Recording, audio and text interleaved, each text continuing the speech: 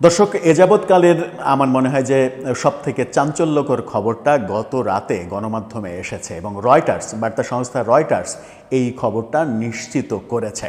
রয়টার্সের খবর যদি সত্যি হয় তাহলে এটা গোটা বিশ্বের মুসলিম সমাজের জন্য একটা বড় ধাক্কা।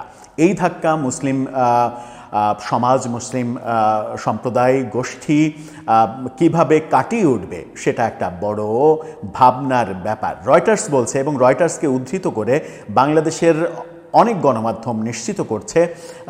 বাংলাদেশের গণমাধ্যমের আসলে নিশ্চিত করার কিছু থাকে না, তারপরেও বাংলাদেশের গণমাধ্যমে ব্যাপারটা খুবই গুরুত্বপূর্ণ হয়ে উঠছে, কারণ আমরাও মুসলিম অধ্যুষিত একটা দেশ, যে দেশের 90% মানুষই মুসলিম, এবং সৌদি আরবের এই খবরটা আমাদের জন্য একটা বড় ধাক্কা, মানে আমাদের জন্যও একটা বড় ধাক্কা, অন্যান্য মুসলিম কান্ট্রির জন্যও বড় ধাক্কা।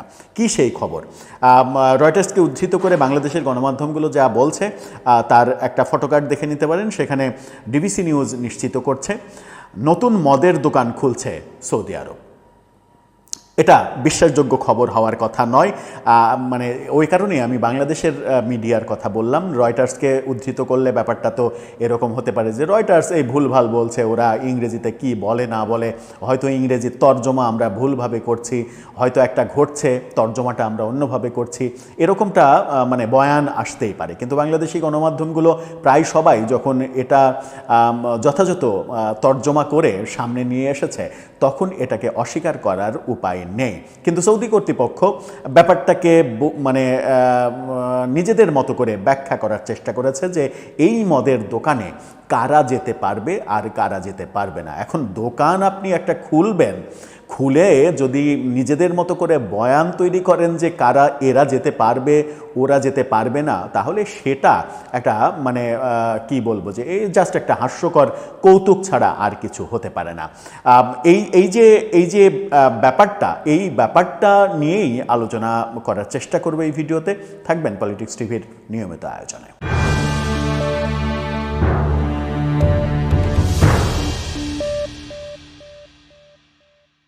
দর্শক, বলছিলাম সৌদি আরব মদের দোকান খুলছে। যে কথাটা তারা বলছে রয়টার্সকে উদ্ধৃত করে, ডিবিসি নিউজের এই ফটোকার্ডটা সবথেকে বড় প্রমাণ। সেই ফটোকার্ডে বলা হচ্ছে নতুন মদের দোকান খুলছে সৌদি আরব। এছাড়া আমরা যদি যাই ইত্তেফাকে, তাহলে ইত্তেফাকের শিরোনামটা এমন, সেটাও দেখে নিতে পারেন। সেখানে বলা হচ্ছে মদের দোকান খুলছে সৌদি আরব। কি বলছে? প্রথমবারের মতো রাজধানী রিয়াদে মদের দোকান খোলার উদ্যোগ নিয়েছে সৌদি আরব। মূলত দেশটিতে আসা, তাদের ভাষ্য যেটা, দেশটিতে আসা যারা কূটনীতিক, যারা পর্যটক এবং যারা অমুসলিম পর্যটক কিংবা অমুসলিম কূটনীতিক, তাদের জন্যই খোলা হচ্ছে, এমন ভাষ্য সৌদি কর্তৃপক্ষের কাছ থেকে আসছে। নথিসহ পরিকল্পনার সঙ্গে সংশ্লিষ্ট একটি সূত্র বার্তা সংস্থা রয়টার্সকে এই তথ্য নিশ্চিত করেছে। অর্থাৎ প্রমাণপত্র সহ এই সিদ্ধান্ত সৌদি যুবরাজ নিয়েছেন, সেই নথিসহ রয়টার্সের কাছে চলে এসেছে, এবং রয়টার্স সেই নথির কথা উল্লেখ করেই এই খবরটা নিশ্চিত করছে যে সৌদি আরব সিদ্ধান্ত নিয়েছে সৌদির পর্যটন শিল্পকে প্রাধান্য দিতে।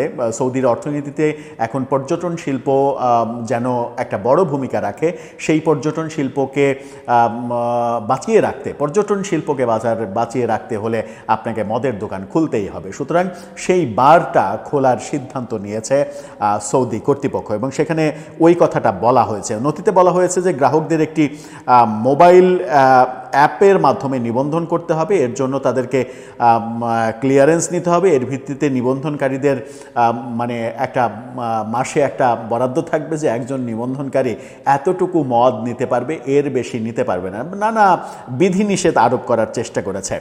এই নতুন মদের দোকানটি রিয়াদের কূটনৈতিক কোয়ার্টারে অবস্থিত।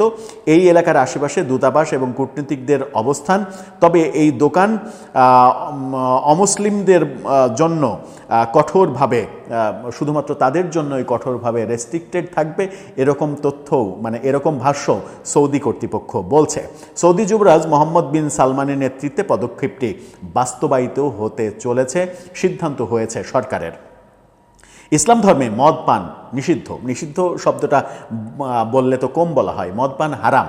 মদ মানে পান করা যাবে না, এরকমটাই তো আমরা ইসলাম ধর্মে জানি। আর সৌদি আরব একটা বিশাল রক্ষণশীল দেশ। দেশটি সম্প্রতি পর্যটন ও ব্যবসার দিকে বেশি নজর দিয়েছে। এ সকল পরিকল্পনা মূলত সৌদি আরবের ভিশন 2030 এটারই অংশ, অর্থাৎ 2030 পর্যন্ত তাদের যে ভিশন, সেই ভিশনের একটা বড় টার্গেট হচ্ছে সৌদি পর্যটন শিল্পকে উন্নত করা। এবং সেটা করতে গিয়ে তারা কি বলবো, ডিস্কো চালু করেছে, যেখানে নাচ গান হবে। এবার মদের দোকানের এটা করা হলো। সৌদি যুবরাজের নেতৃত্বে সৌদি আরবে এরকম অনেক সিদ্ধান্ত নেয়ার ঘটনা আমরা দেখেছি। মেয়েদের ড্রাইভিং করার অনুমতি দেওয়া হয়েছে। এটা সহ বহু কিছু ঘটনা আমরা দেখছি।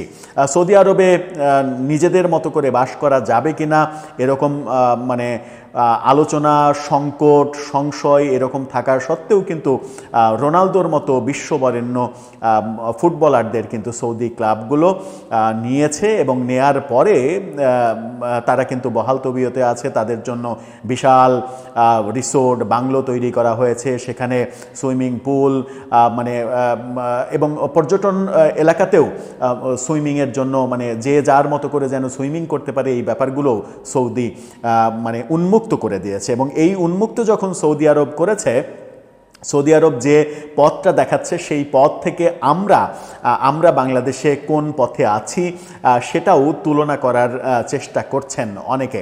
সৌদি আরব যখন এরকম এগিয়ে যাচ্ছে, মডারেট ইসলামিক কান্ট্রি হিসেবে নিজেদেরকে প্রতিষ্ঠিত করতে চাইছে, আধুনিক বিশ্বের সঙ্গে তাল মেলানোর চেষ্টা করছে, তখন আমরা অনেক বেশি পিছিয়ে পড়ছি কিনা, আমরা সৌদি আরবকে ফলো করা উচিত কি উচিত না, এরকম বিতর্ক আমাদের সমাজে রয়েছে। সংশ্লিষ্ট সূত্রের বরাতে রয়টার্স জানিয়েছে দোকানটি আগামী সপ্তাহগুলোতে খোলা হতে পারে। সৌদি আরবে মদপানের বিরুদ্ধে কঠোর আইন রয়েছে। মদপানের ফলে শত শত বেত্রাঘাত, নির্বাসন, জরিমানা বা কারাদণ্ডের শাস্তি হতে পারে, এবং প্রবাসীরাও নির্বাসনের মুখোমুখি হন। তবে সংস্কারের অংশ হিসেবে বেত্রাঘাতের পরিবর্তে জেলে যাওয়ার আইনও করতে দেখা গেছে সৌদি আরবকে। দেশটিতে অ্যালকোহল শুধু কূটনৈতিক মহলের মাধ্যমেই বা কালোবাজারে পাওয়া যায়, তবে এ বিষয়ে মন্তব্যের জন্য সাড়া দেয়নি সৌদি সরকার। সৌদির রাষ্ট্র নিয়ন্ত্রিত মিডিয়া এ সপ্তাহে জানিয়েছে সরকার কূটনৈতিক চালানের মধ্যে অ্যালকোহল আমদানিতে নতুন বিধিনিষেধ আরোপ করেছে, যা নতুন দোকানের চাহিদা বাড়িয়ে তুলেছে। বিভিন্ন গণমাধ্যম এটাও বিভিন্ন সময় নিশ্চিত করছে, সেটা হচ্ছে যে সৌদি আরবে শুধুমাত্র মক্কা নগরীতে ছাড়া সব জায়গায় অহরহ মদ পাওয়া যায়, এমনিতেই মদ পাওয়া যায়, সেটা আনুষ্ঠানিকভাবে বার না, কিন্তু মদ পাওয়া যায়। এছাড়াও নারী পুরুষের অবাধ মিলনের ব্যাপারটা একমাত্র মক্কা নগরীতে ছাড়া সব জায়গাতেই অ্যাভেলেবল পাওয়া যায়। সৌদি প্রবাসী যারা বাংলাদেশে আছে, এদের অনেকের সঙ্গেই কথা বলেছি, তারা জানিয়েছে যে শুধুমাত্র মক্কা নগরীতেই এক ধরনের রেস্ট্রিকশন আছে, মক্কার বাইরে অন্য নগরীগুলোতে তেমন একটা রেস্ট্রিকশন নেই, যে যার মতো করেই চলতে পারে। শুধুমাত্র আইনের জায়গায় আছে, কিন্তু ব্যাপারগুলো অন্যরকম ঘটে। যাই হোক, আরব নিউজ যেটা জানাচ্ছে, সৌদি আরবের অভ্যন্তরে অমুসলিম দেশগুলোর দূতাবাসের মাধ্যমে প্রাপ্ত বিশেষ পণ্য ও অ্যালকোহলযুক্ত পানীয়ের অনুপযুক্ত বিনিময় প্রতিরোধের জন্য নতুন আইন তৈরির ব্যাপারও তারা করেছে। কিন্তু এরকম কি বলা যায়, বকওয়াসের মধ্যে সহজ সত্য কথা রয়টার্স বের করে এনেছে। সৌদি আরবের সরকারের নথি তাদের হাতে এসেছে, এবং তারা নিশ্চিত করছে যে তারা এখন বৈধভাবে মদের লাইসেন্স দেওয়ার সিদ্ধান্ত নিয়েছে।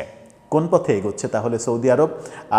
এটাই কি তাহলে ইসলামের পথ? এটাই কি ইমানের পথ? তা তো হওয়ার কথা নয়। তাহলে কি ইসলামের উল্টা পথে সৌদি আরব চলতে চাইছে, যেখানে সৌদি আরব আমাদের ইসলামের প্রথম অনুকরণীয় একটা রাষ্ট্র, এবং ইসলামের ইতিহাসের যা কিছু, ইসলাম জন্ম থেকে শুরু করে ইসলামের ইতিহাসের যা কিছু গৌরবময় ব্যাপার সব কিছুই তো সৌদির সেই সাম্রাজ্যের মধ্য থেকেই আমরা পেয়েছি। সেখানে এগুলো কেন হচ্ছে? তাহলে কি দুনিয়াটা পাল্টে যাচ্ছে? দর্শক, আপনার মতামত জানিয়ে লিখতে পারেন আমাদের কমেন্ট বক্সে।